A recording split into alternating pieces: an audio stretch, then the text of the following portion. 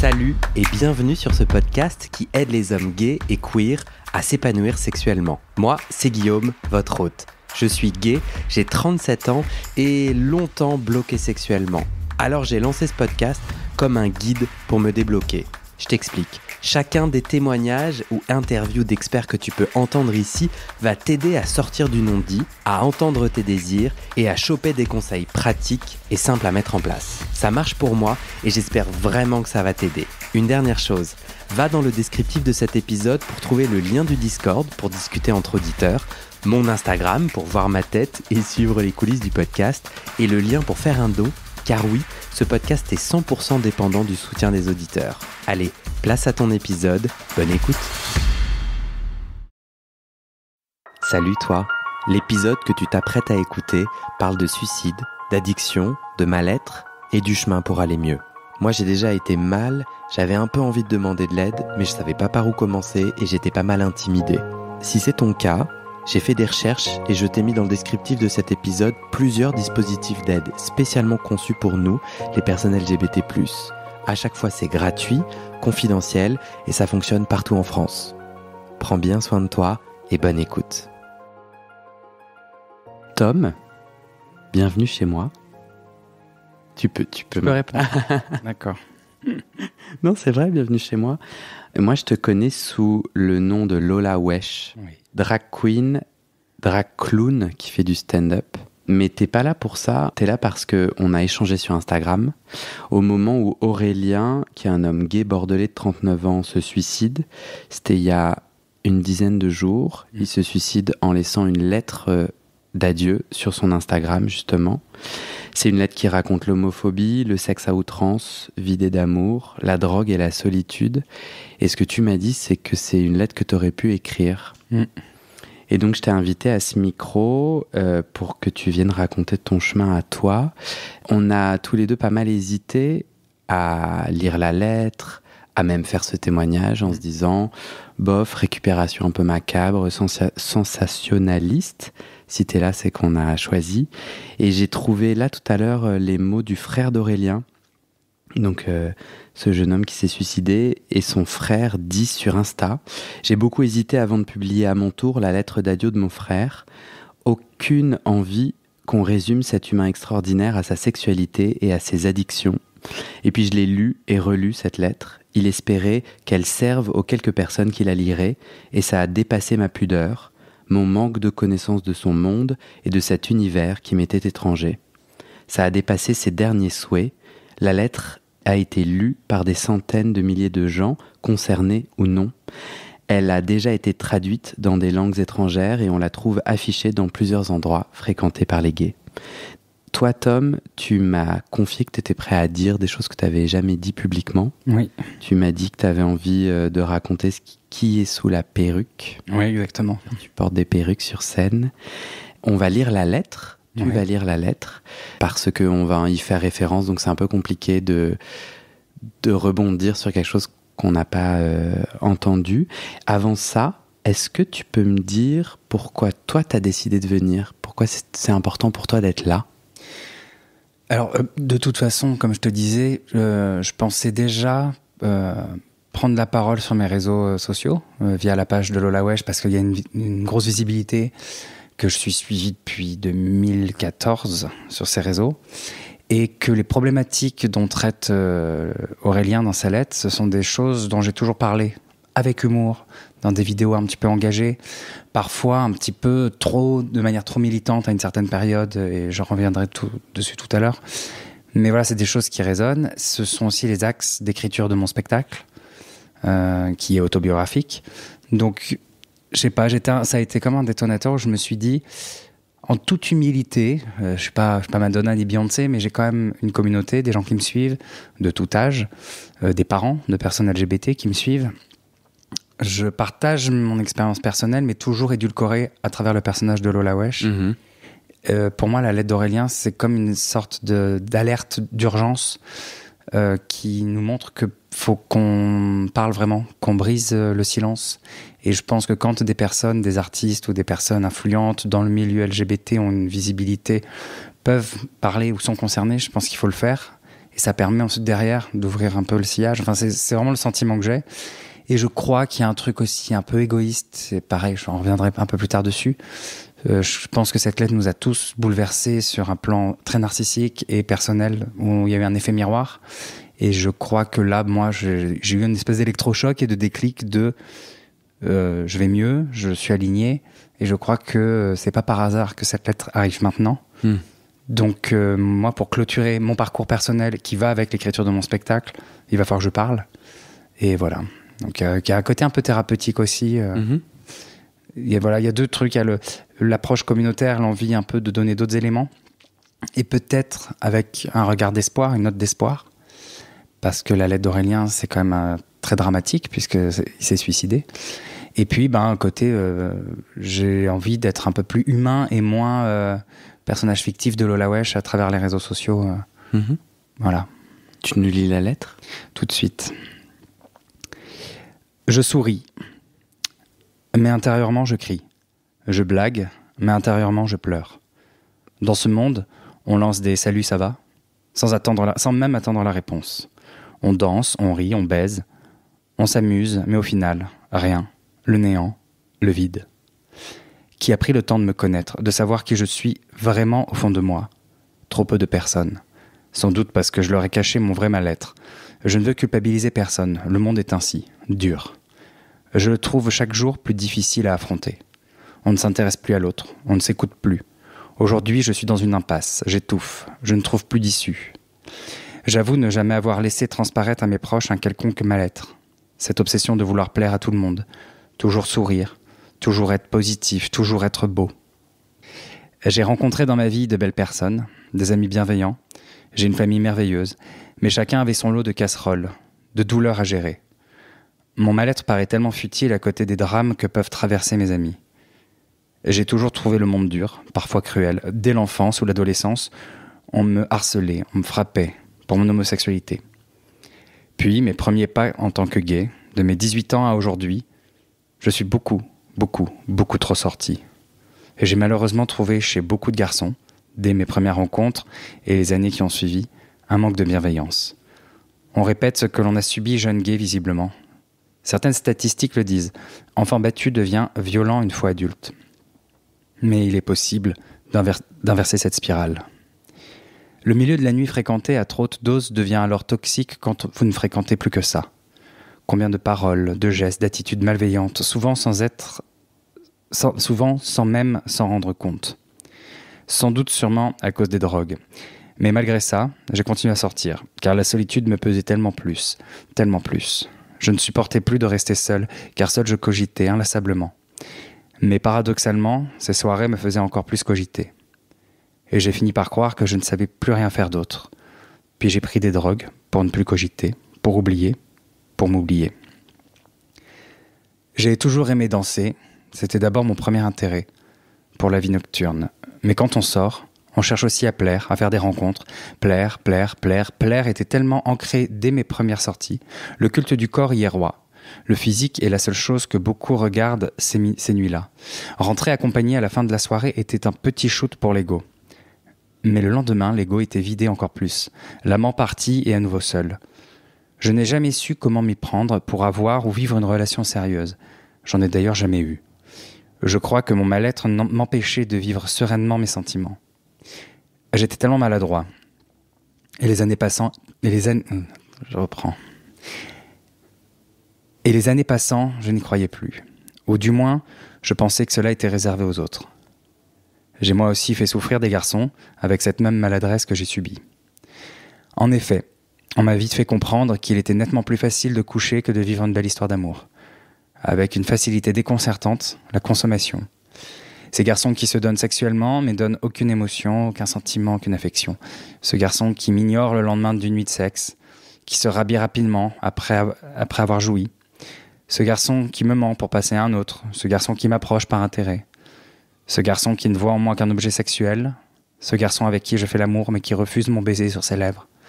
Ce garçon avec qui j'ai passé une nuit torride, mais qui ne répondra jamais à mon gentil message. Ou tournera la tête quand il me recroisera. Ce garçon qui me ghostera. Cette soirée, on m'ignorera. Ce garçon qui soudainement passera à un autre. Ce garçon qui utilisera mon appartement comme hôtel pour faire venir d'autres mecs. Et j'en passe. La drogue a grandement contribué à cette dégradation des relations. Je me rends compte aujourd'hui que cette surconsommation m'a petit à petit brisé. Je ne sais plus comment cela fonctionne, mon cœur est cassé. J'ai pris tout cela avec beaucoup trop de légèreté tout ce temps, mais sans m'en rendre compte.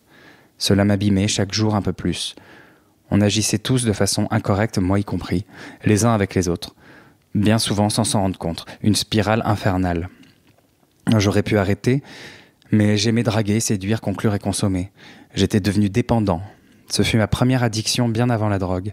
Et au final, je répétais ce que j'avais subi ou subissais encore, à être traité comme inconsommable. Je pensais trouver le bonheur et de la compagnie dans cette consommation. Car parfois, j'espérais plus que du cul, mais non. Car l'idée était faussée d'avance. Je n'ai trouvé dans ces rencontres d'un soir que tristesse et solitude. Et je m'excuse auprès de ceux envers qui j'ai pu répéter ces actions. À ceux qui penseront se reconnaître dans ces lignes, ne vous reprochez rien. Vous n'êtes pas responsable individuellement. J'insiste, le problème est global. Je ne veux culpabiliser personne, mais vous pouvez encore réagir et vous libérer de cette spirale. Au fil des années, je suis devenu ce que je critiquais étant jeune.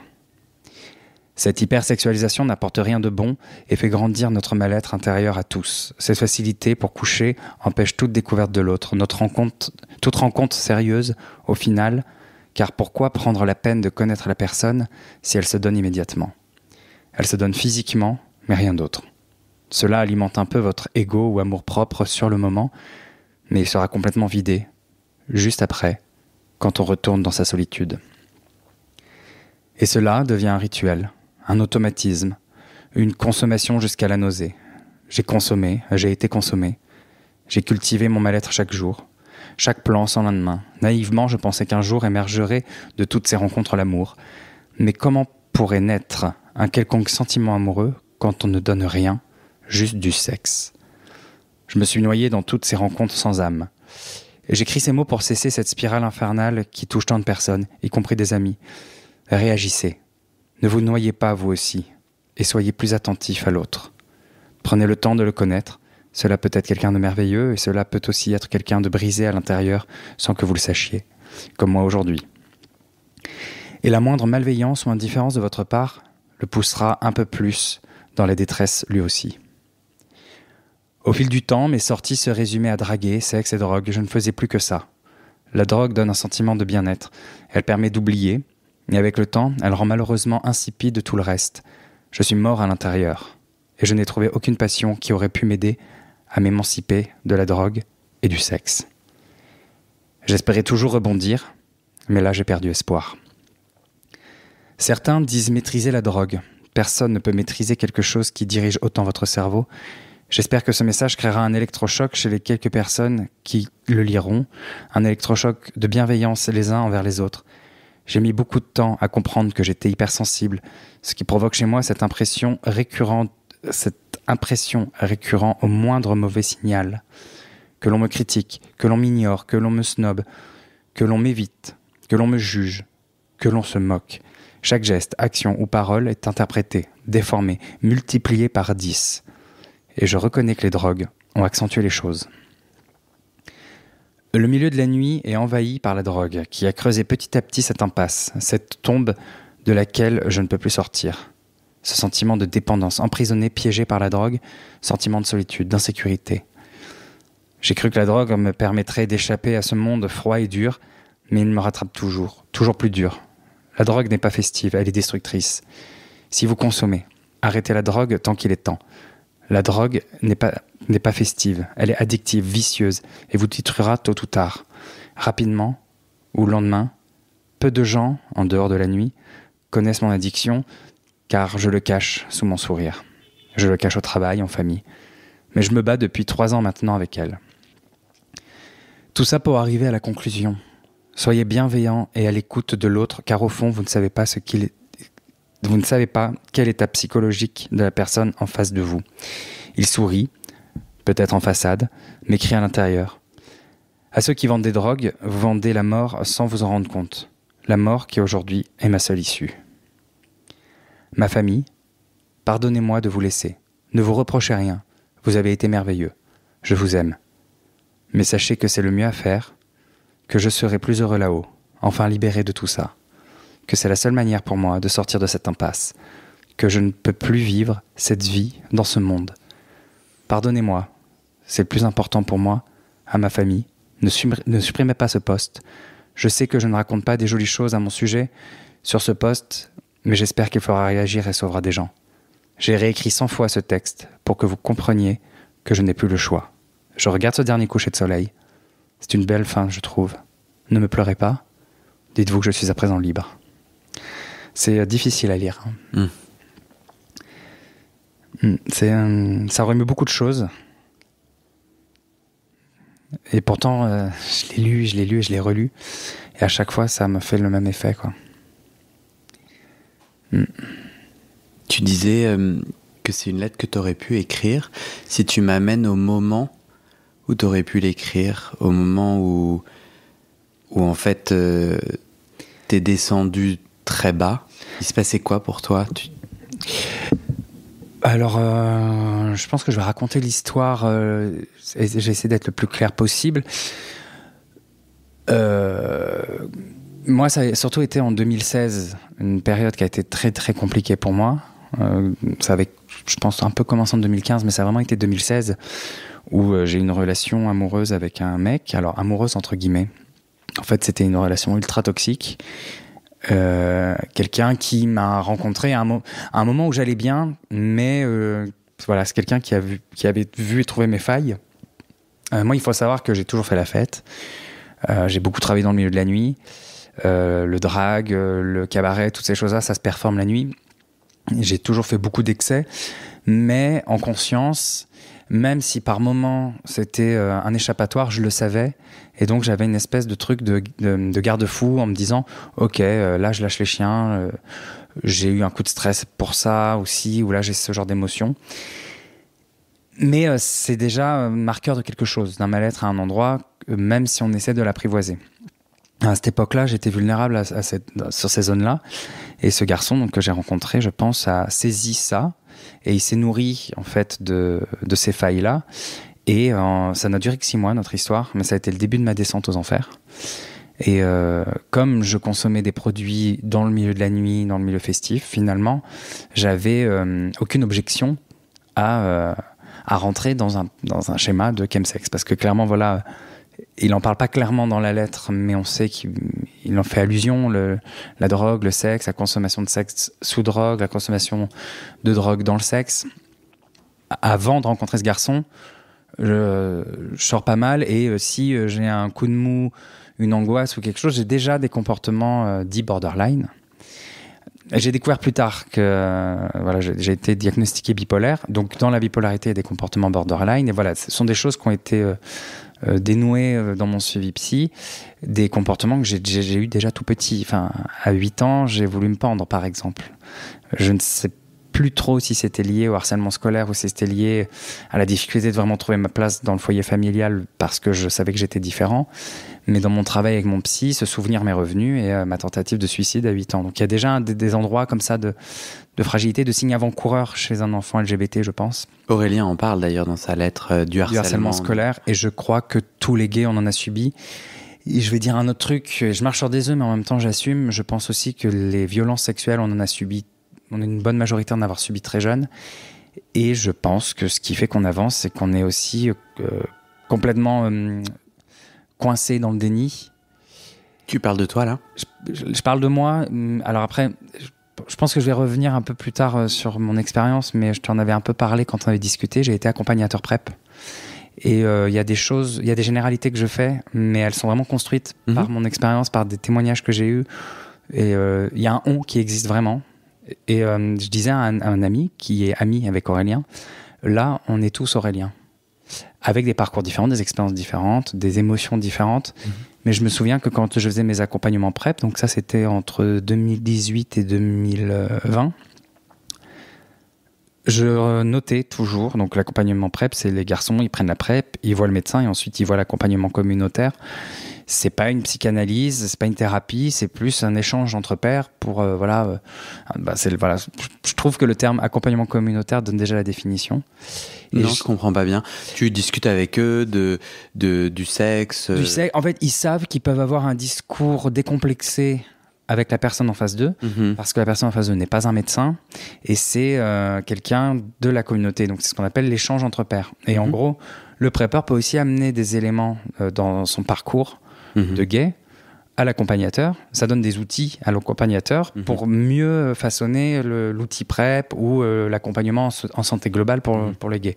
Et c'est là où tu as saisi une récurrence du harcèlement ou des violences sexuelles. Oui, et puis beaucoup de mecs me parlaient et moi, pendant qu'ils me parlaient, j'étais en train de me rendre compte que le gars me racontait un viol, mais il ne savait pas qu'il avait été violé.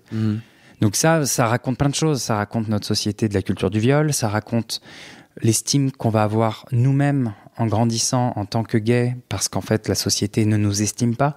Donc il y a une espèce de logique, et ça c'est un peu ce que raconte mon spectacle, avec humour, mais mon spectacle raconte ça. C'est notre sexualité, ça devient la catharsis de nos traumas à un moment donné, parce qu'on n'a pas d'espace, on n'a pas de référent, la société ne nous donne pas les clés ou les éléments pour se construire. Et voilà, et c'est pour ça que la lettre d'Aurélien fait écho chez beaucoup de monde, et que là, j'assume vraiment cette espèce de cette généralité sur ces ressentis-là. Après, voilà, on a tous nos individualités. Et moi, pour revenir à mon expérience, donc là, c'était un aparté, l'histoire de la PrEP, mais pour revenir à mon expérience, donc avant d'être accompagnateur PrEP, j'avais donc ces comportements un petit peu dits borderline, parce que il y avait des fragilités, des traumas liés à la famille, des traumas liés au harcèlement scolaire et trauma violence sexuelle, parce que j'ai été abusé à l'âge de 11 ans par un inconnu à la piscine municipale. Donc ça fait quand même déjà pas mal de choses mis bout à bout, sauf que on est un garçon, on est dans une société où l'homosexualité est tabou, donc on se construit en créant tout ça secret avec nous-mêmes, je pense. Et moi, c'est comme ça que j'ai fait. Et alors, j'allais dire je crois pas, c'est sûr, puisque c'est ce qui en est sorti avec mes suivis psy. Mes comportements dans le milieu de la fête, la drague, une hypersexualité, c'était un peu soit une répétition des traumas, mais que je maîtrisais. Alors ça, c'est aussi vrai pour d'autres personnes, parce que c'est comme ça que fonctionne le cerveau. C'est des répétitions des traumas, mais dans une espèce de conscience éclairée, on est consentant, et comme une forme de se réapproprier son corps dans le trauma qu'on a subi par le passé. En gros, c'est un peu comme ça que fonctionne le cerveau. T'es à l'aise de donner un exemple ? Par exemple, chose que je fais plus du tout maintenant, mais c'était en 2014, j'étais styliste indépendant, jeune directeur artistique pour une marque, donc beaucoup de boulot, pas trop de vie sociable, j'en avais un peu de temps en temps, mais du coup je sentais que j'étais très seul, enfin j'avais un sentiment de solitude. Et du coup, les seuls endroits où en termes de temps, et par exemple, c'était le mercredi, mon jour de repos, je pouvais sortir que le mardi soir. Et le seul endroit où je pouvais rencontrer du monde, c'était les bars à cul. Et en fait, je buvais beaucoup trop d'alcool et je me donnais un peu à n'importe qui, n'importe comment. Alors, j'aime pas trop utiliser ces termes-là parce qu'on est dans quelque chose de très jugeant, mais il n'y a pas de jugement de valeur non plus. Mais c'était. T'avais pas de plaisir ou de kiff particulier? Peut-être. Je pense qu'il y avait un plaisir dans le côté un peu. J'aime bien citer le film Nymphomaniac de Lars von Trier, parce que le personnage de Charlotte Gainsbourg a grave fait écho par rapport à mon parcours aussi, où elle, en plus, elle est consciente de je fais ça sexuellement parce qu'il y a ça qui m'a traumatisé. Et je pense qu'en 2014, je commençais déjà un peu à saisir ces choses-là. Mais par exemple, je vais donner une scène très précise. Un jour, je me fais baiser par un mec au secteur X. J'avais même pas vu le mec arriver. Je sais pas s'il y a une capote. Et je suis dans une flaque de je sais pas quoi, certainement de l'urine. Et dans ma tête, j'étais en train de me dire, c'est tout ce que je mérite, c'est là qu'est ma place. Donc ça en dit long sur l'estime au plus profond de moi-même, l'estime que j'avais de moi-même. Et ça vient des années de harcèlement, des difficultés à s'intégrer dans sa famille, le fait d'être gay, quoi, tout simplement. Avec cette relation toxique qui est du coup comme un événement un point de bascule, c'est ça ? Ça pousse vers la descente plus vite, c'est ça ? Ou c'est un des facteurs, en tout cas ? Je saurais pas te dire. Je pense juste que c'est juste des pulsions. Moi, ma psy me parlait de pulsions de mort. Et c'est quelque chose que l'on retrouve dans beaucoup de témoignages de gays, chemsexeurs ou même juste hypersexuels. Si on se renseigne un peu sur la santé globale, qu'on lit un petit peu la presse gay, qu'on se renseigne auprès des associations qui bossent beaucoup sur la santé mentale ou la santé globale des gays, c'est des choses qui reviennent tout le temps. Donc, en gros, il n'y a pas de... Il n'y a pas de scoop. Enfin, la lettre d'Aurélien, pour moi, il n'y a pas de scoop, il n'y a pas de nouveauté. C'est juste que là, on commence peut-être enfin à en parler. Et en fait, voilà, pour dire que, tu vois, dans la lettre d'Aurélien, on a l'impression qu'il y a un événement, c'est j'arrive à Paris, je sors, je ne rencontre pas l'amour, du coup, je suis triste et je vais me suicider. Je fais un résumé. Je sais que moi, dans mon parcours, dans ma vie, ce qui s'est passé, donc je rencontre ce gars, mon ex, en 2016. Très vite, il y a beaucoup de drogue, beaucoup de sexe, sous couvert de polyamour, parce que moi, initialement, j'ai une vision politique où je suis pas hyper sûr que la monogamie, ça existe. J'ai une espèce de rejet de toutes les formes patriarcales et judéo-chrétiennes, mais très OK avec ça. Cette personne a utilisé ma pensée pour en fait me vampiriser et que je devienne son instrument. Donc on était soi-disant un couple ouvert et polyamoureux, mais c'était lui qui décidait. Et en fait, je ne choisissais pas mes partenaires, il décidait de tout. Et il y a eu plein de situations hyper violentes et traumatisantes. Par exemple, il me dit « Ah, regarde sur Grindr, il y a ce couple de versatiles qui veulent nous voir. Si ça te dit, alors je suis pas hyper chaud, le couple est pas mal. » Et je me dis « Bon, ben, pour satisfaire mon mec, on y va. » On arrive dans un appart où il y a 15 mecs, tout le monde est défoncé.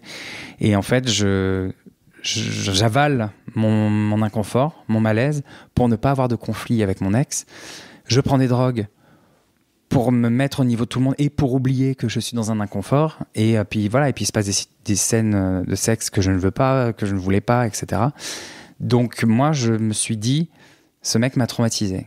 Donc j'ai galéré à le quitter, ça n'a duré que 6 mois entre lui et moi. Mais voilà, il m'a fait rentrer dans cette espèce de spirale où on ne devient qu'un objet sexuel, on ne sait même plus ce que l'on pense vraiment. Enfin, moi, je n'arrivais plus à savoir si ce que je pensais, ce que je voulais vraiment, ou si c'était lui qui me l'a mis dans la tête. Il avait réussi à me convaincre que c'est moi qui créais des problèmes et des zones de conflit parce que j'ai des insécurités, etc. Donc, c'était hyper trouble. Et en parallèle de ça, si je comprends, tu sors... Tu prends des drogues, il y a un mélange en fait. Il y a un mélange et c'était... Tu as raconté un terreau, enfin il y a un passif qui quand même plein de brisures, enfin et c'est quelque chose qui en effet est très... Surtout le podcast, les gens qui ont écouté d'autres épisodes, on se retrouve. Ce que tu as dit tout à l'heure, François, un épisode, un témoignage en 3 parties d'un François qui parle notamment de chemsex. Un des titres, c'est « Pourquoi je sexe avec des hommes qui ne me plaisent pas ?» Ça m'a frappé quand t'as raconté cette universelle... Enfin, je dis pas que c'est universel, mais en tout cas, comment c'est partagé. Et donc, il y a un moment où la vie fait aussi peut-être plus de stress ou on ne sait pas quoi, mais en tout cas, il y a un cumul et là, tu tombes, c'est ça ? Ouais, enfin, moi, je tombe... moi, dans mon histoire, je suis tombé avec cette rencontre et... Donc à ce moment-là, j'ai pas encore de recul. Je comprends pas ce qui se passe. Je sais juste que je me sens pas heureux, que je me sens mal, que je n'ai plus confiance en moi, que mon corps me dégoûte, que je ne suis plus au clair avec ma sexualité. Et je me rends compte que c'est quand même mon ex qui me fait me rendre comme ça. Et en gros, il y a eu 2 éléments déclencheurs. Je vais essayer de pas trop donner de détails parce que je veux qu'il reste anonyme. J'ai pas non plus envie qu'il ait des problèmes, même si j'ai beaucoup de choses à charge contre lui. Et je veux pas non plus qu'il se retourne contre moi, mais... je suis pas bête, je sais que les gens qui écouteront le podcast savent très bien de qui je parle. Mais enfin, les Parisiens. Ouais, de ce domaine-là. Oui. Parce que moi, je vois pas du tout. Les Parisiens dans ce milieu. Il y a eu 2 éléments déclencheurs. On était partis en vacances et il était devenu dans un cadre sexuel où il me disait lâche-toi plus, tu sais, ça me fait plaisir si tu te lâches. Donc il me raconte, je sais qu'il y a un mot qui existe pour ça, mais l'inverse de jalousie. Donc, la compersion. Voilà. Il me parle de compersion et en gros, il me dit qu'on est là-dedans, lui et moi. Et donc, je me détends un peu et je me dis, bon, c'est vrai, on est amoureux et tout. Et en fait, on rencontre un couple et je me lâche. Et il a pas du tout aimé. Et il est devenu violent et il a failli devenir violent physiquement. C'était la première fois. Et là, j'ai vraiment eu le truc de, quand on rentre à Paris, je quitte ce mec. Et à rentrer à Paris, l'étau s'est encore plus refermé sur moi. Il a été... Et en fait, avant ça, le premier élément déclencheur, c'est que, et c'est de ça dont je voudrais parler, surtout, briser la glace là-dessus, c'est que l'élément déclencheur, donc, il me rendait dingue. Il y avait beaucoup de consommation de drogue, donc je pense qu'il y avait aussi la drogue qui me rendait dingue. Et c'est très difficile à expliquer. Il faudrait voir le film Mon Roi, parce que c'est Mai Wen qui l'a fait, ce film.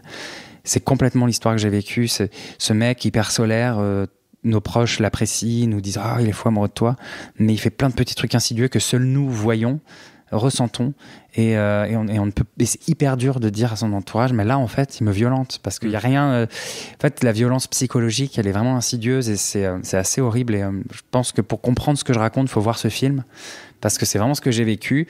Et dans le film, il y a un accident et l'accident, donc la femme qui est sous l'emprise a un accident. Et le début du film, la psy lui parle et lui fait comprendre que l'accident c'est un acte manqué qui est lié à sa relation.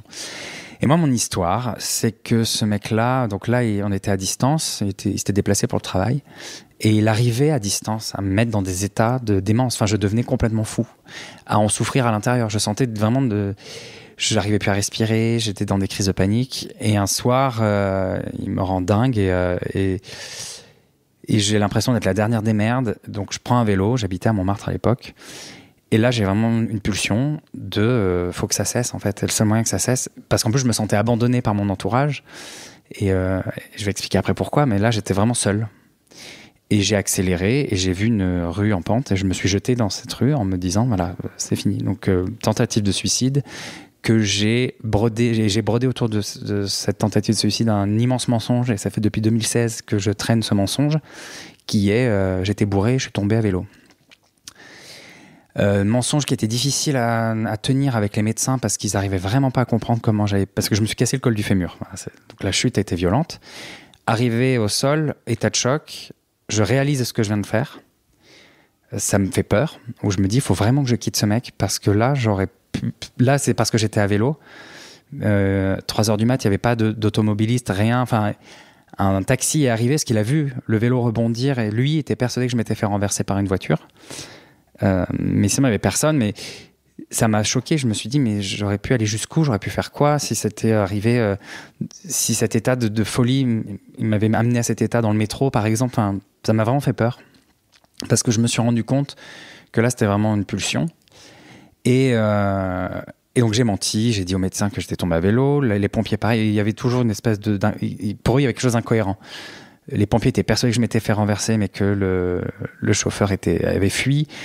Personne ne comprenait parce que le chirurgien m'avait dit vous avez fait une blessure soit d'un motard, soit une chute d'un immeuble de 3 étages. Et à l'hôpital, quand il m'a dit ça, intérieurement, je me disais oui.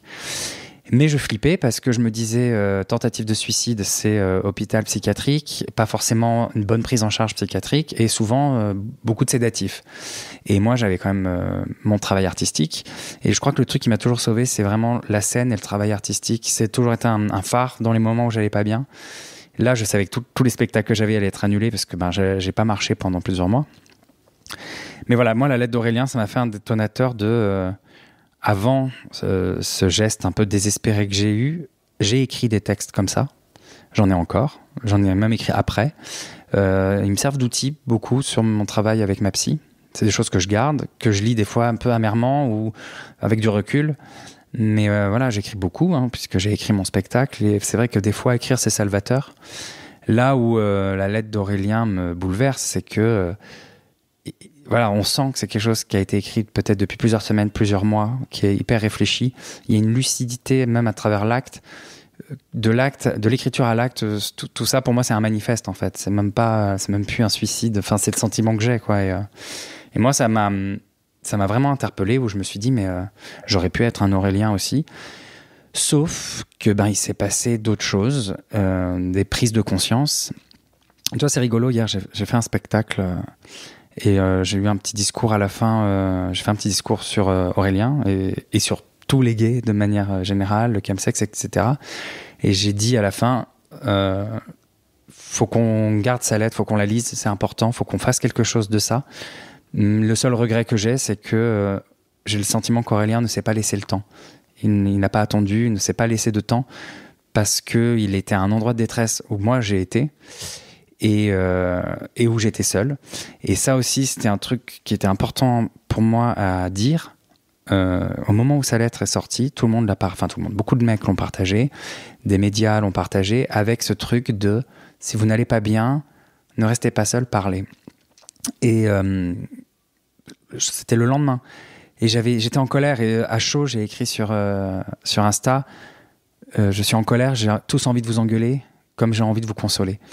Parce que moi, en 2016, quand j'étais vraiment au sol, que ce soit par la relation avec ce mec-là, et puis ce que j'ai pas dit, c'est qu'après la suite, après la rupture, tous les mécanismes d'autodestruction, j'arrivais pas à m'en séparer. Ce qu'il avait mis de vicieux dans ma vie, je n'arrivais pas à en sortir, et ça a duré jusqu'à, je vais dire 2018, parce que je me suis mis en colocation, et que la colocation, ça m'a un peu sauvé aussi d'être avec quelqu'un. Mais je vais vraiment bien depuis 2020. Donc de 2016 à 2020, c'est quand même très long. J'ai encore un peu le fantôme de cette histoire-là. Et quand j'ai vu tous ces gens faire et des gars que je connais et qui m'ont maltraité à un moment donné dans ma vie, et surtout à cette période-là, qui mettaient il faut qu'on soit plus bienveillant entre nous, il faut qu'on apprenne à plus s'aimer, j'étais en colère parce que c'est pas vrai. Et là, j'avais ce sentiment à l'instant T, on est en train de vivre une espèce d'hystérie narcissique où chacun se voit à travers cette lettre et donc va dire ce qu'il a envie qu'on lui dise, sauf que personne ne va... Et j'avais dit à des mecs... Pourquoi c'est pas vrai ? Moi, quand j'étais au plus mal, j'ai alerté. Et si j'alertais pas forcément frontalement, verbalement, il y avait, je crois, sincèrement, énormément de signes avant-coureurs, de signaux, de choses. Parce qu'on me faisait des remarques en plus en disant que j'avais... Et puis c'était beaucoup lié à Lola Wesh. Jamais moi, l'humain. Lola Wesh est too much, Lola Wesh a fait que gueuler, Lola Wesh est trop politique, elle va trop loin, elle est trop sensible. Il y avait toujours ce truc de, comme on va dire à une femme, t'es hystérique. Mais jamais personne ne s'est dit à un moment donné, mais comment est-ce qu'il va ? Parce que tout à l'heure, tu disais que tu t'étais senti abandonné. Oui. Tu peux m'en dire plus. Et tu disais, je raconterai un peu plus tard, en quoi tu t'es senti abandonné ? Par ta famille, je crois, tu dis. Alors la famille, non, ça, c'est notre histoire. La famille, c'est arrivé plus tard, et c'est moi qui ai mis une distance avec la famille pour me sauver justement, parce que je crois que socialement, alors après ça dépend, c'est mon parcours, mais socialement il y a des attentes. Un père doit faire ça, une mère doit faire ça, les enfants sont censés répondre comme ça. Moi j'ai un schéma familial assez j'ai grandi quand même dans un milieu où il y avait de la violence, etc. Enfin bref, ce sont des marqueurs aussi qui font qu'il y a des traumas par la suite. Donc quand j'ai réalisé tout ça, j'ai mis de la distance avec ma famille en me disant là, il faut que je me construise moi mon identité. Et en l'occurrence, je n'utilise plus mon prénom civil pour ça. Je me dissocie de l'appartenance de ma famille, mais je garde, et j'ai un meilleur relationnel avec eux depuis que je suis moi vraiment en dehors de eux. Donc au moment où c'est la descente aux enfers, bon, t'as pas ta famille et tu disais que tu te sentais abandonné. Tu parlais de cet entourage gay, de la communauté, les potes, le milieu de la nuit, les plans cul, les amants. Attends, parce que moi j'ai une vie vraiment très différente de la tienne. Et je veux être sûr de bien comprendre. En fait, le gros de tes amis, c'est des potes de soirée, donc c'est des gens que tu retrouves au bar ou au club de cul. Alors, parce que le gros en fait, j'ai très peu de vrais amis, je pense peut-être 4-5.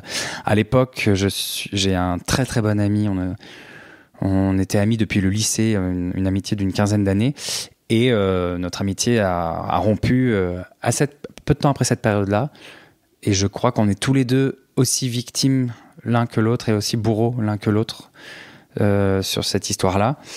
Il y avait la consommation de drogue aussi, et voilà, on est arrivé à un point de non-retour, et ça voilà, il y a eu rupture.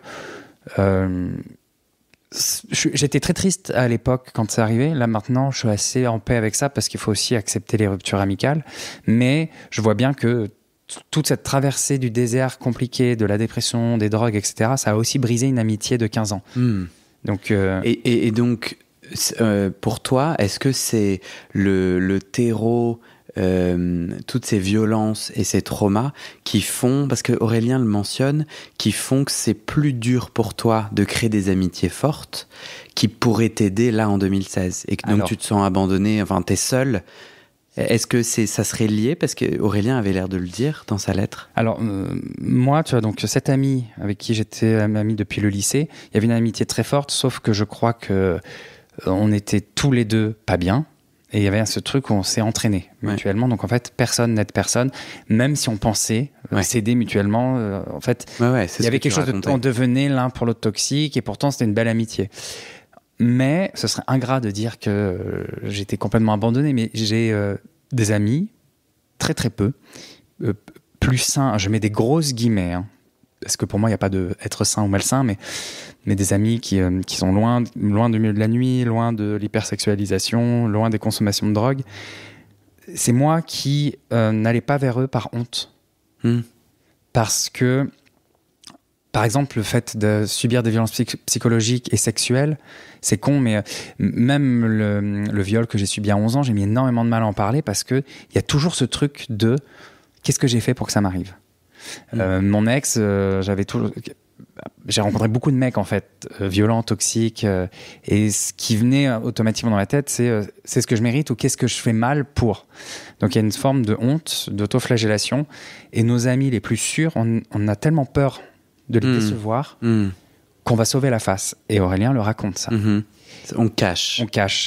Et il y a des amitiés un peu plus éphémères, et j'ai toujours été OK avec ça, qui là, quand on ne va pas bien, peuvent le voir, ou alors on va essayer de leur dire, et dans le milieu de la nuit, si on va pas bien, les gens préfèrent nous tourner le dos. Et puis moi, le problème, c'est que comme j'ai un personnage public, c'est déjà arrivé que des gens me disent « contente-toi de nous faire rire ».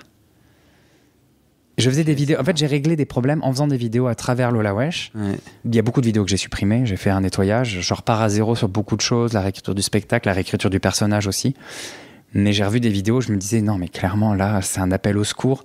Et en face, j'avais que des portes qui se fermaient, du rejet, des gens qui me bloquaient. J'ai eu énormément de haters gays, en l'occurrence, quand je parlais de la PrEP, par exemple, au tout début de la PrEP. C'est en 2016 aussi. Donc, beaucoup de violence, et Aurélien le dit dans la lettre, les gens ne se rendent pas compte. Aurélien, il dit, les gens, ils ont des casseroles et ils ont eux-mêmes leurs propres blessures, leurs propres nœuds. Toi, t'en penses quoi de ça ? Que Aurélien, il sous-entend que c'est moins les autres qui nous veulent du mal, que chacun est affairé à tenter de survivre. En fait, pour moi, personne ne veut de mal à personne. C'est comme mon ex, il m'a fait du mal. J'arrive pas encore pour le moment à pardonner, mais j'ai de la peine pour lui. Je me dis, c'est quelqu'un qui a dû vivre quelque chose d'extrêmement traumatisant pour arriver à ce niveau de manque d'humanité et d'avoir autant de mécanismes qui font souffrir les autres. Et dans la communauté gay, entre gays, il y a plusieurs facteurs. Nous sommes des hommes traumatisés ou des enfants multi-traumatisés et on répète des choses. Et on a nos casseroles et moi je pense... Alors, vraiment en toute honnêteté, prenant du recul, je sais pertinemment que je n'ai jamais fait de mal directement, je n'ai jamais ghosté qui que ce soit, je n'ai jamais jugé personne sur son physique, j'ai jamais été dans le rejet. Par contre, j'ai pu être quelqu'un d'hyper intense. Là, c'était plus lié à la bipolarité, mais s'il y avait un truc qui me plaisait pas ou si on avait un endroit de conflit, je pouvais me mettre à hurler, tout péter et avoir des colères inappropriées. Et ça devient toxique pour la personne en face. Mais la plupart des mécanismes qu'Aurélien dénonce dans sa lettre, je sais pertinemment que ce sont des choses que je n'ai jamais moi reproduit. J'ai toujours répondu sur les applis même pour dire à quelqu'un qui m'intéressait pas. J'ai toujours eu cette volonté. Ok, je vois que ce que font les mecs, ça me met mal moi. Je vais pas faire pareil. Et ça, j'en suis conscient depuis très longtemps. Mais effectivement, il y a des gars qui s'en rendent pas compte. Et en l'occurrence, je te parlais de la PrEP. Des mecs qui me racontaient à quel point ça leur faisait du mal, le rejet qu'ils recevaient de tel mec. Puis en même temps, derrière, ils me disaient « puis il y a lui qui me harcèle. Puis c'est une folle, j'aime pas les folles. » Et j'avais envie de leur dire « là, t'es en train de répéter ce que tu n'aimes pas qu'on te fasse. » Et c'est un truc que j'ai observé dans mes suivis PrEP. Je me disais « les mecs vont mal, mais en même temps, ce qu'ils dénoncent, ils le font aussi. » Donc c'est un peu bizarre. Et voilà, il a raison, Aurélien, dans la lettre, quand il parle de spirale. Il y a une espèce de cercle vicieux comme ça qui se ferme sur nous. Et je parlais de ça à un ami, c'est le triangle Capman, je crois. Triangle de tragédie, donc où on est victime. Un coup, on est victime. Un coup, on est sauveur. Un coup, on est persécuteur. Et je vois bien que les relations gays, c'est complètement comme ça que ça fonctionne. Cette espèce de chose où à chaque fois, on a toujours la place au moins une fois à un moment donné.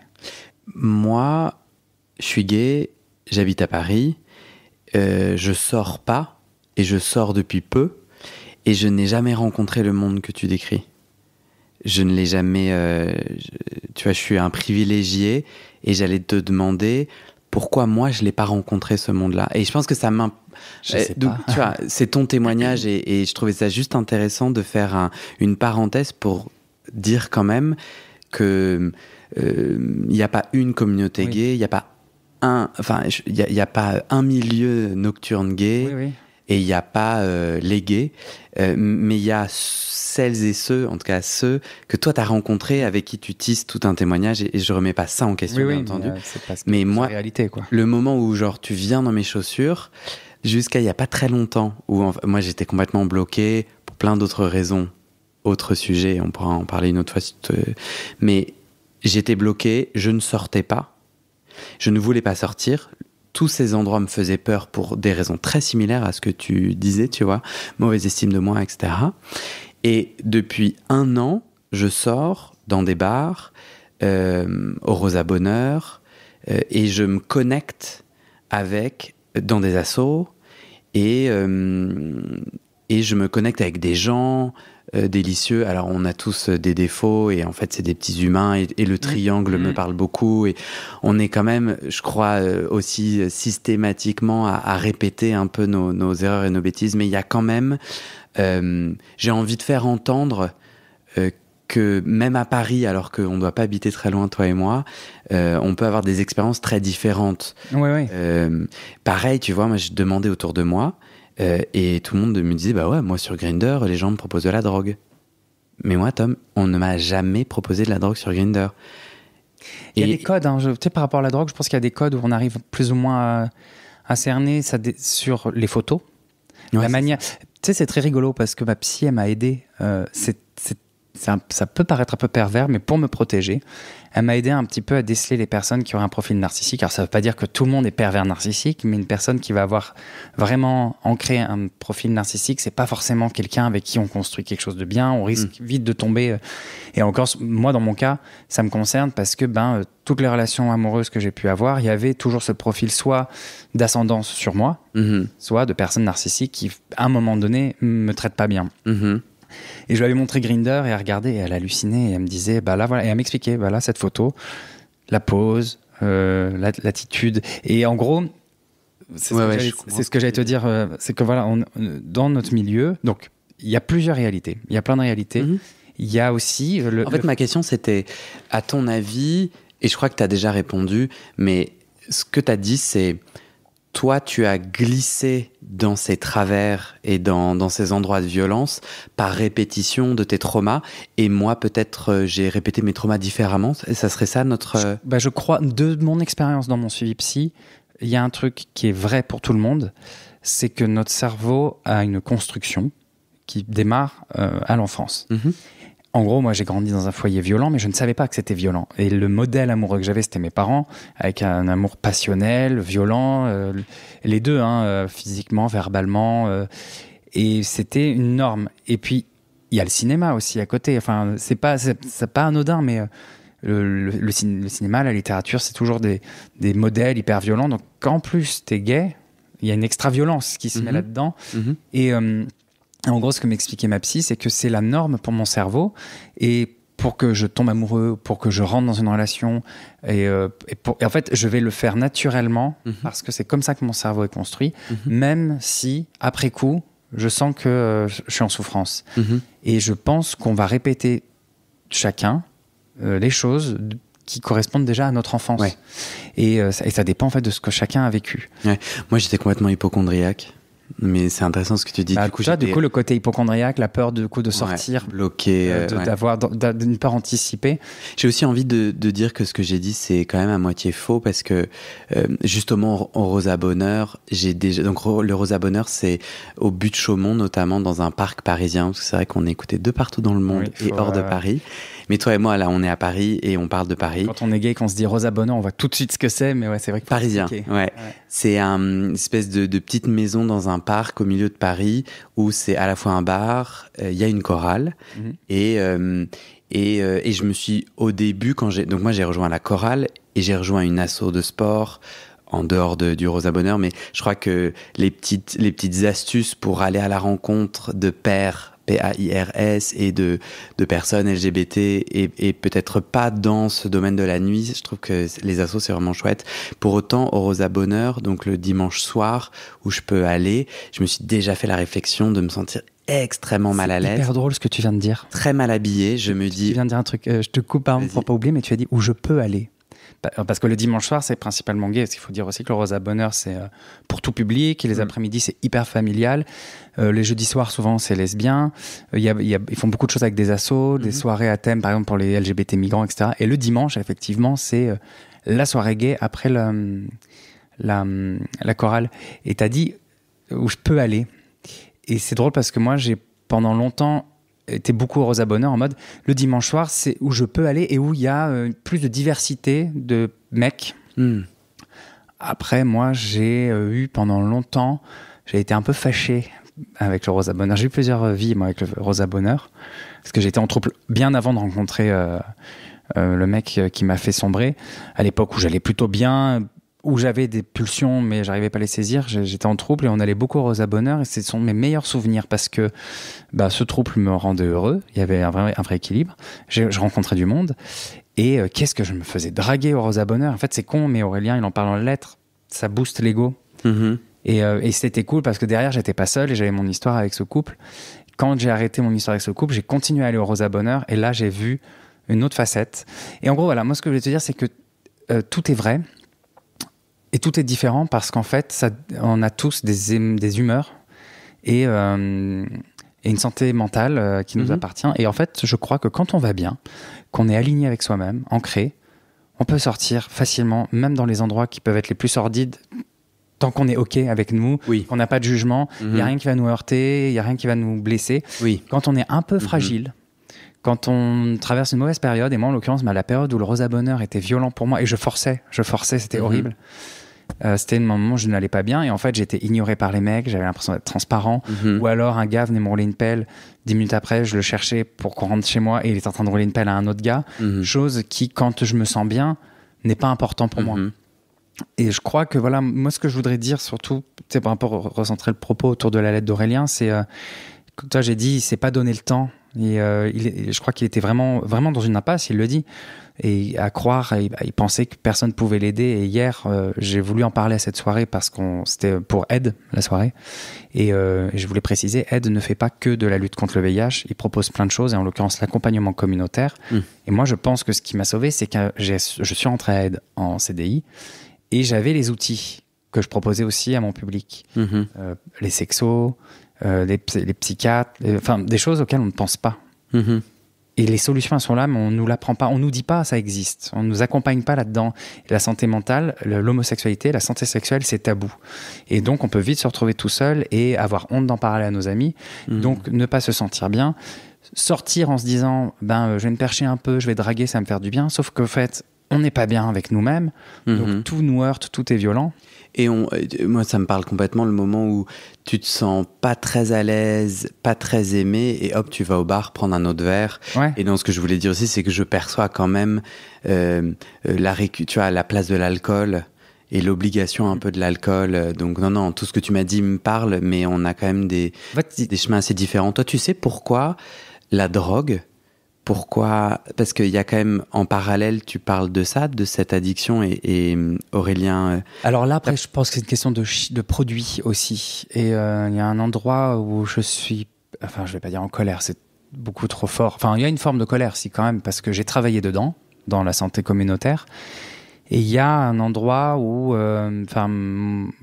il y a les catinones, pour nommer ces drogues-là, donc c'est des drogues de synthèse. En l'occurrence, la plus connue, c'est la 3-MMC, même si aujourd'hui, c'est plus vraiment ces molécules-là qui tournent. C'est des produits donc synthétiques qui vont réveiller une extra-libido, parfois même presque de l'ordre de la prédation. Et du coup, je reviens encore un petit peu en arrière. Donc, pour faire les points, voilà, un groupe d'hommes gays traumatisés, certainement beaucoup d'enfants multitraumatisés en nous, mais on est aussi des hommes. Et même si on vit notre homosexualité, on a grandi, on s'est construit en étant des hommes, et je pense qu'il y a une majorité d'hommes gays qui ont performé, qui continuent à performer et qui se protègent ou s'enveloppent pour se protéger, vraiment comme un mécanisme d'autodéfense, dans la performance de la masculinité toxique. Et quand je dis masculinité toxique, c'est la prédation, la surconsommation sexuelle des mecs sans faire attention à eux. On se comporte entre nous comme des mecs hétéros traitent les nanas. Et en plus de ça, on a aussi le côté compétitif, concurrence, et c'est pas forcément, en fait c'est inconscient, mais toi, moi je te parle de ce que je ressens, parce qu'aujourd'hui je prends du recul sur plein de choses, je suis en thérapie, je vois un psychiatre, et il y a plein de trucs que j'ai dénoués où, donc, du coup toi tu prends des drogues pour être dans cette chasse sexuelle qui te donne de l'estime de toi. La chasse sexuelle, elle était avant les drogues. Non, les drogues... Pourquoi les drogues ? Pourquoi tu prends des drogues ? Alors moi, pour s'échapper ? Initialement, les drogues, c'était MDMA ou Exta pour danser, parce que ça décuple les sensations, la musique. C'est vraiment ce kiff de teuffer, de je kiffe le son, machin. On est en boîte, donc quelque chose un peu plus charnel sur les touchés, machin. Et je ne suis jamais arrivé à un endroit que l'on peut qualifier de sordide. Et pareil, je mets des grosses guillemets, parce que je veux vraiment marcher sur des œufs, parce que je veux pas que les personnes qui consomment chemsex ou festif se sentent offensées par ce que je dis, parce que je continue aujourd'hui à consommer. Je veux vraiment montrer les deux faces. C'est que quand on va bien, baiser en se droguant, ça peut être hyper épanouissant quand on est entre personnes qui vont bien, conscientes, où c'est... Aurélien, dans la lettre, il dit on ne maîtrise pas la drogue, on ne la contrôle pas. Non, parce que c'est pas la drogue, c'est l'addiction. L'addiction, c'est une maladie. On l'a ou on ne l'a pas. Et il y a des personnes qui n'ont pas de facteurs addictifs. En revanche, la drogue peut avoir un impact sur la santé. Mais quand on le sait, on boit beaucoup d'eau. Si on voit qu'on consomme beaucoup de drogue, on voit un addicto pour en fait conscientiser sa consommation. Je vais recevoir un addicto sur ce podcast, mais j'ai pas l'impression que ça soit vrai. Il y a certaines drogues qui sont faites pour te niquer le cerveau, que tu sois sensible ou pas à l'addiction. C'est pour ça que j'allais y venir. T'as pas le choix, quoi. Moi, j'allais y venir, et je crois que là, il y a un truc. Donc, moi, j'ai vraiment vécu ma consommation de drogue de deux côtés. Les réactions addictives chez moi, je les ai identifiées beaucoup avec l'alcool, où ça devenait anxiolytique, où j'aimais bien boire tout seul et être un peu saoul pour bien dormir.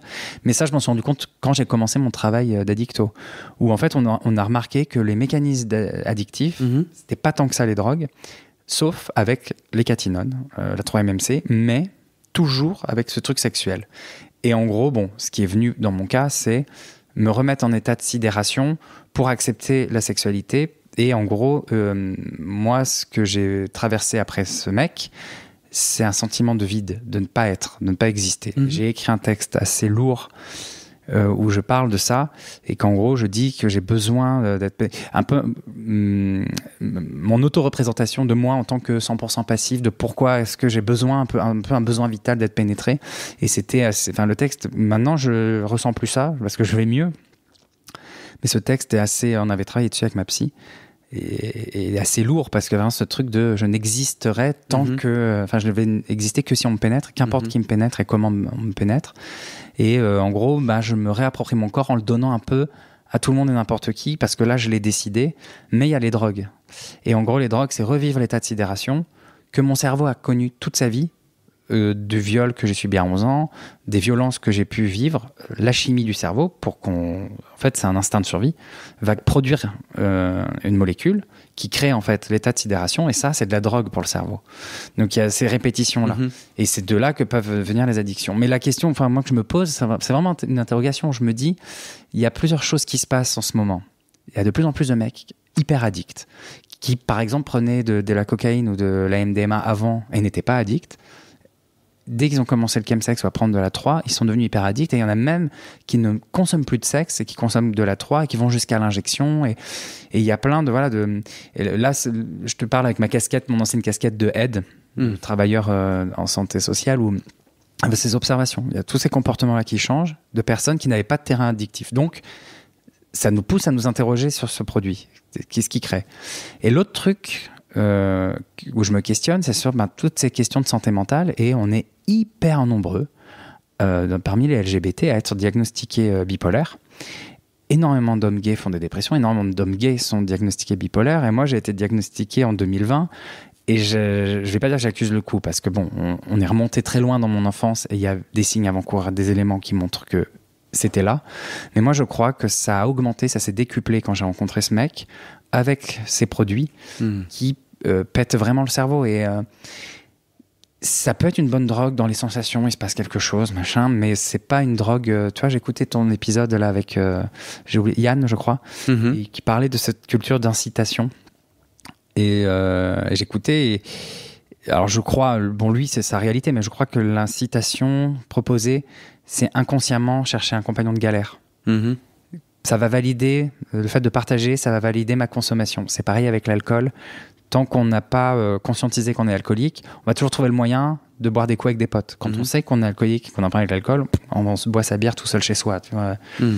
Et là, je fais une parenthèse, il y a ce que ma psy, mon addicto appelle le côté permissif. C'est bon, maintenant que j'ai compris que j'avais des addictions, des mécanismes d'addiction, comment je les dompte. Et des fois, moi, je sais que je continue mes suivis, mais j'ai la conscience, il y a une phrase que je dis souvent, je suis en train de danser au bord du gouffre. Je danse parce que je vais bien, que ma consommation, je la régule, je la balise, je me mets vraiment des règles et j'arrive à respecter ces règles-là, mais parce qu'en réalité, je vais hyper bien en ce moment, j'ai un job qui m'épanouit, mes passions font que grandir, donc tout va bien, et ça serait trop bête de tout détruire par une overdose ou en ressombrant. Et je reviens tellement de loin, et je connais en fait les abysses, j'ai pas du tout envie d'y retourner. J'ai envie de te proposer dans le prochain épisode, la deuxième partie de ton témoignage, justement, que tu nous racontes la remontée. Ouais. Parce qu'il y a quand même eu... Là, tu y as fait référence. Ouais. Est-ce que tu veux ajouter une dernière chose ? J'ai l'impression que tu as bien tout dit sur les causes, tout ce qui s'est passé jusqu'à cette tentative de suicide, cette rupture. Est-ce qu'il y a quelque chose que tu veux ajouter ? Moi, j'avais envie de parler qu'on remonte. Moi, j'avais envie de parler de comment, au moment où j'étais, moi, le truc où la lettre d'Aurélien vraiment fait écho, c'est que quand il parle d'impasse, d'être persuadé qu'il n'y a plus que la mort, mais de voir qu'en fait tous les congénères gays vont mal et qu'on est comme impuissant. Enfin, tout ça, je me reconnais à cette époque. Et après, je ne saurais pas vraiment expliquer ce qui s'est passé. Et je pense, et Aurélien le dit dans sa lettre, je n'ai pas de passion. Et j'ai donc un ami avec qui j'ai renoué, là, qui était ami avec Aurélien. Et après les obsèques, il m'a écrit et il m'a dit « C'est bon, ça m'a fait un déclic, je veux complètement arrêter les drogues, mais je crois qu'il faut que je reparte vers quelque chose qui me passionne. » Et ça, je crois que c'est sociétal. On a des injonctions à travailler, soit à être toujours productif, donc souvent à avoir des tafs qu'on ne kiffe pas trop, et aussi cette injonction de devoir gagner de la thune pour pouvoir sortir, avoir une vie sociable. Donc quelque part, on n'est pas forcément épanoui. Là, moi, j'ai fait des choix aujourd'hui où c'est risqué, c'est une vie d'artiste, mais comme je suis passé par vraiment la zone dark, je sais quoi faire pour que ça tienne. Mais j'ai réussi à m'en sortir parce que j'avais créé Lola Wesh déjà, il y avait déjà un public derrière, et souvent je parle toujours de Lola Wesh à la troisième personne, et je dis que c'est une personne qui est rentrée dans ma vie et qui m'a fait voir le monde différemment. Et je crois que ces projets, les gens qui ont travaillé avec moi, qui sont des super amis maintenant, depuis le début de Lola Wesh, ça a été un peu mon phare, mon repère, où j'avais un peu ce truc qui me faisait garder la tête hors de l'eau. Et puis, je me suis un peu forcé à me dire, bon, il y a ça, mais c'est pas suffisant. J'ai envie qu'on continue à en parler. Ouais. Dans la deuxième partie. Ok. Merci. Merci à toi.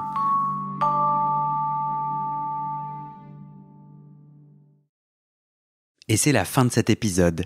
Vérifiez dès maintenant si la suite est déjà publiée. Sinon, vous pouvez vous abonner à ce podcast sur votre plateforme d'écoute pour être alerté dès la sortie des nouveaux épisodes. Et si vous aimez les témoignages intimes comme celui que vous venez d'écouter, j'ai 2 autres podcasts qui pourraient bien vous plaire. Je vous les présente. Histoire de devenir moi. Ça, c'est un podcast dans lequel des gens ordinaires me racontent un tournant déterminant pris dans leur vie.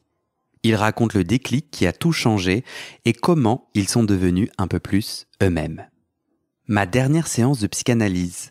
Ça, c'est un podcast dans lequel des gens me racontent leur dernière séance sur le divan et comment la psychanalyse les a aidés ou pas. Et d'ailleurs, c'est avec ce podcast que j'ai gagné le prix du meilleur podcast de conversation en 2022. Alors pour écouter ces podcasts, vous pouvez tout simplement taper les titres dans la barre de recherche de votre plateforme d'écoute. Mais je vous mets aussi dans le descriptif de cet épisode les liens pour écouter ces podcasts et les liens de mes réseaux sociaux pour découvrir les coulisses de mon aventure de podcasteur et aussi la page de dons pour soutenir mon travail et mes podcasts. En tout cas, n'hésitez pas à m'envoyer vos retours et vos réactions à guillaumefaidespodcasts@gmail.com ou sur mes réseaux sociaux. Ça me motive énormément de savoir que ces histoires naviguent et résonnent, ou pas d'ailleurs. Allez, merci pour votre écoute et à très bientôt dans vos oreilles.